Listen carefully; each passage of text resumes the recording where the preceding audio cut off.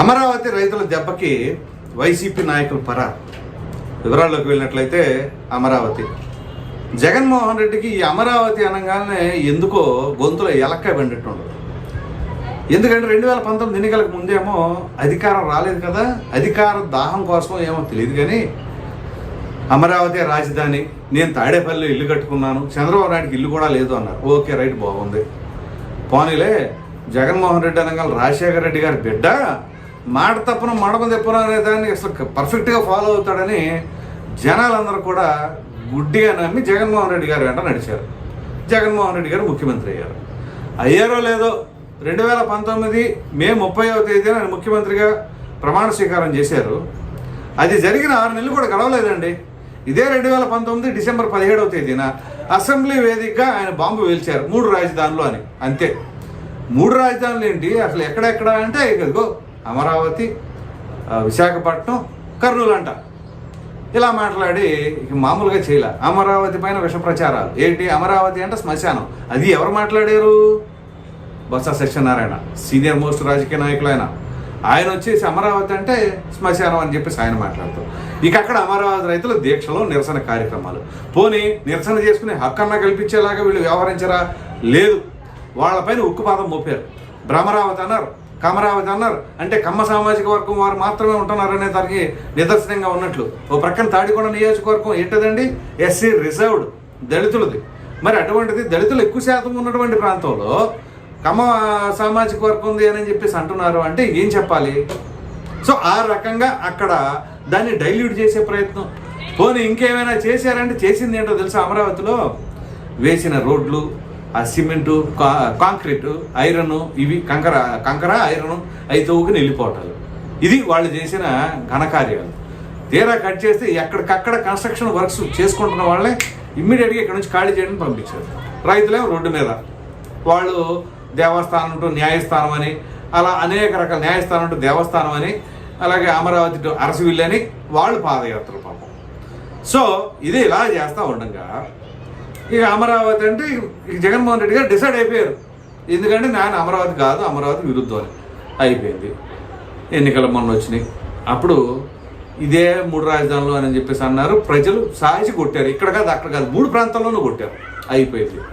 అయిపోయిన తర్వాత ఏమైనా తీరు మార్చుకున్నారా అంటే లేనే లేదు.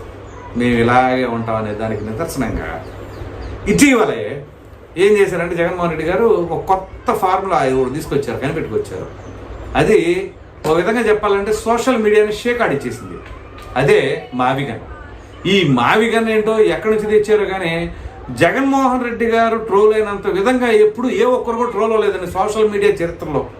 ఒక మావిగంతో జగన్మోహన్ రెడ్డి గారు హిస్టరీ క్రియేట్ చేశాడని చెప్పేసి చాలామంది రాజకీయ విశ్లేషకులు సైతం అభిప్రాయపడ్డారు. పోనీ ఆ తర్వాత నాలుగు ఖర్చుకుని ఏదో పొరపాటును మాట్లాడేమనుకుంటున్నారంటే లేనే లేదు. ఇదే వాదాన్ని, ఇదే స్లోగన్ని ప్రతి ఒక్క నాయకుడితో మాట్లాడించడం. చివరికి మావిగన్ అంటే తప్పే ఉందని చెప్పేసి పేరునాని పక్కన వైసీపీ నాయకులందరూ ఇదే తరహాలో మాట్లాడుతూ ఉండరు.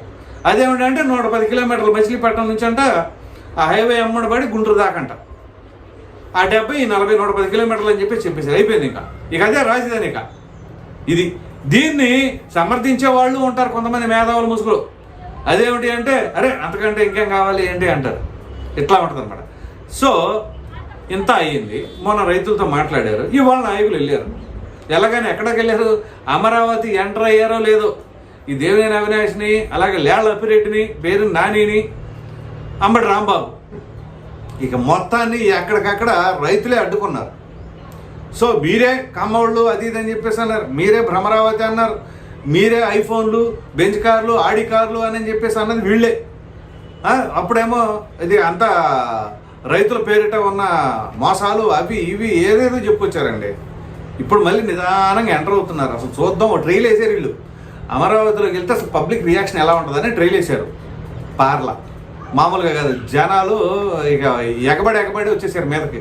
అనేసరికి బాబు ఇది మరి పరిస్థితి. ఇప్పుడు దీన్ని బట్టి మన ఫార్ములా ఏంటి, మార్చుకోవాలా లేదా? ఎందుకంటే మన ఈ మధ్య వేటి న్యూస్ కాంక్లేవ్ నిర్వహించినప్పుడు సజ్జల రామకృష్ణారెడ్డి అక్కడికి వెళ్ళారు.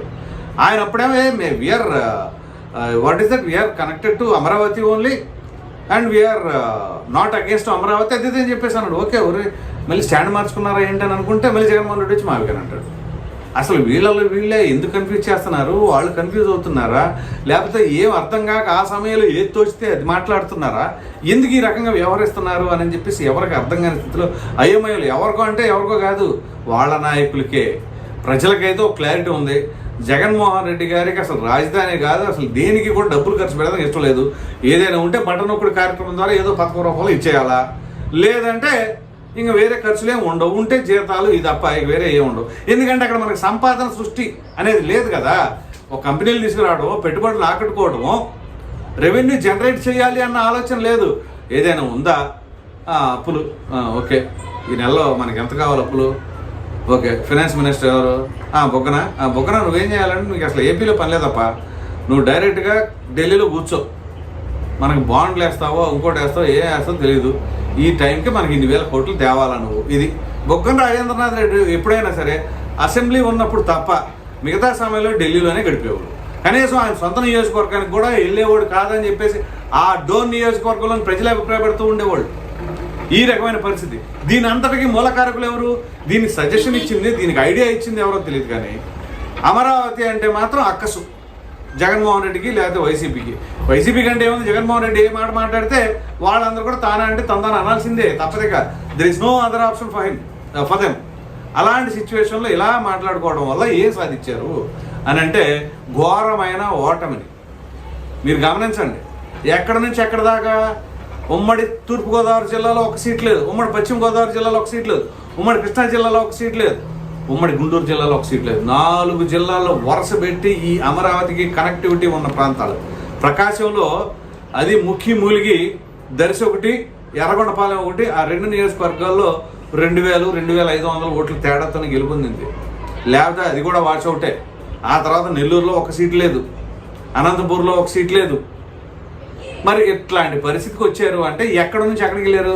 మిమ్మల్ని ఎక్కడికి గెలిపించారు? శ్రీకాకుళంలో ఒకటి ఉందా, విజయనగరంలో ఒకటి ఉందా?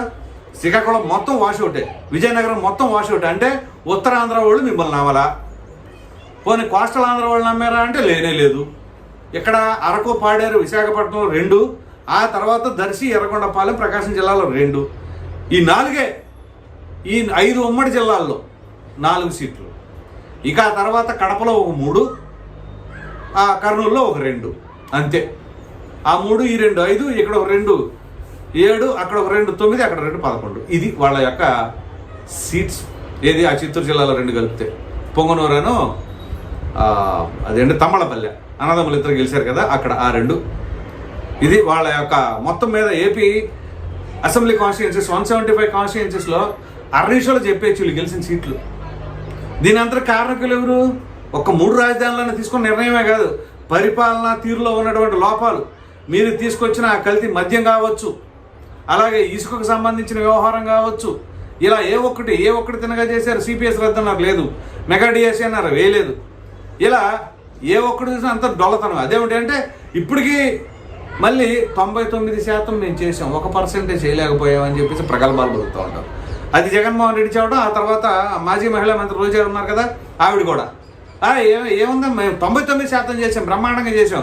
ఇప్పుడు కోడం ప్రభుత్వం వచ్చిన తర్వాత ఇళ్లలో పండగలు చేసుకోవట్లేదన్న ప్రజలు. ఇది ఆవిడ చెప్పే జోకులు.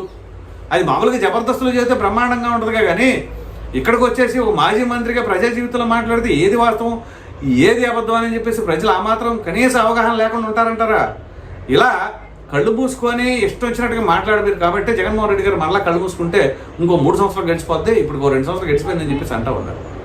ఇది మొత్తానికి అమరావతి రైతులు వీళ్ళ పట్ల ఉన్నటువంటి ఆ యొక్క అభిప్రాయాన్ని బహిరంగంగా డైరెక్ట్గా ఇవాళ కూడా తెలియజేశారండి. కోట ప్రభుత్వం ఏర్పడిన 2 సంవత్సరాలకి వీళ్ళు చెక్ చేయాలనుకున్నది ఏంటి అంటే అమరావతి రైతులు ఏమైనా కొంత సానుకూలత ఉంటుందేమో మన పట్ల, అంటే వైసీపీ పట్ల అనే ఉద్దేశంతో వెళ్ళారు. వీళ్ళ పట్ల కొంత సానుకూలత ఉంది అంటే కోట పట్ల వ్యతిరేకత ఉంది అనేది. అక్కడికి వెళ్ళారు, అది బెడిసికొట్టింది. ఇక వాళ్ళు ఏం చేయాలో తెలియదు. రేపు దాన్ని ఏ రకంగా ప్రొజెక్ట్ చేస్తారా అనేది రేపు మీడియాలో మనం చూద్దాం. సో ఇంతకీ మీరేమనుకుంటున్నారు ఈ వీడియో పైన అనే అభిప్రాయం అయితే కామెంట్ సెక్షన్లో తప్పకుండా తెలియజేయండి. Thank you.